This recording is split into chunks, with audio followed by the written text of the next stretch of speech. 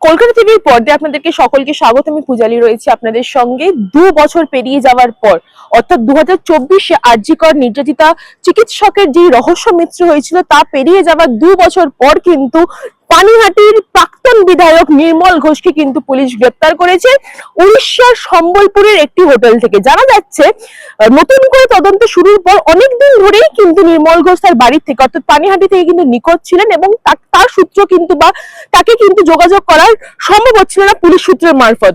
কিন্তু গতকাল তাকে, যেহেতু নির্মল ঘোষ তার পরিবারের সঙ্গে একটি নতুন সিম কার্ড এবং নতুন ফোন দিয়ে যোগাযোগ করে এবং তারপরেই কিন্তু পুলিশ সেই সূত্র ধরেই কিন্তু নির্মল ঘোষকে পানিহাটির সেই প্রাক্তন বিধায়ক নির্মল ঘোষকে কিন্তু সম্বলপুর থেকে গ্রেপ্তার করেন কলকাতা পুলিশ।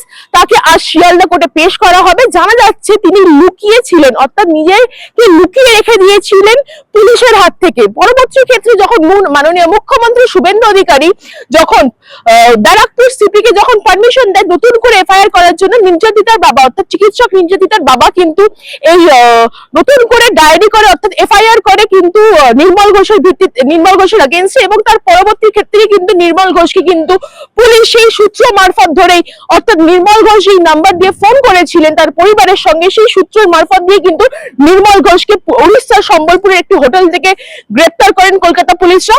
এবং তার পাশাপাশি এটাও বলে রাখবো, এই নির্মল ঘোষ অর্থাৎ এই যে নির্মল ঘোষ অর্থাৎ না ওরফে নন্টু ঘোষ, এই লোককে কিন্তু এই লোকের উপরে কিন্তু অভিযোগ রয়েছে যে তড়িঘড়ি করে কিন্তু দেহ সৎকারের কাজ করার পারমিশন দিয়েছিলেন এই প্রাক্তন তৃণমূল বিধায়ক নির্মল ঘোষ।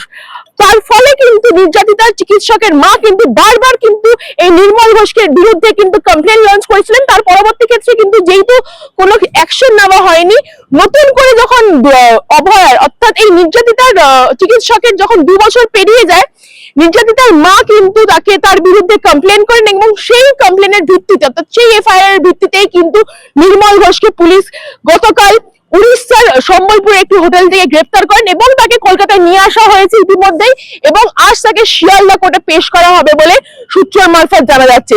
এই সব তথ্য জানতে চোখ রাখুন কলকাতা টিভির পর্দায় রাত দিন 7 দিন।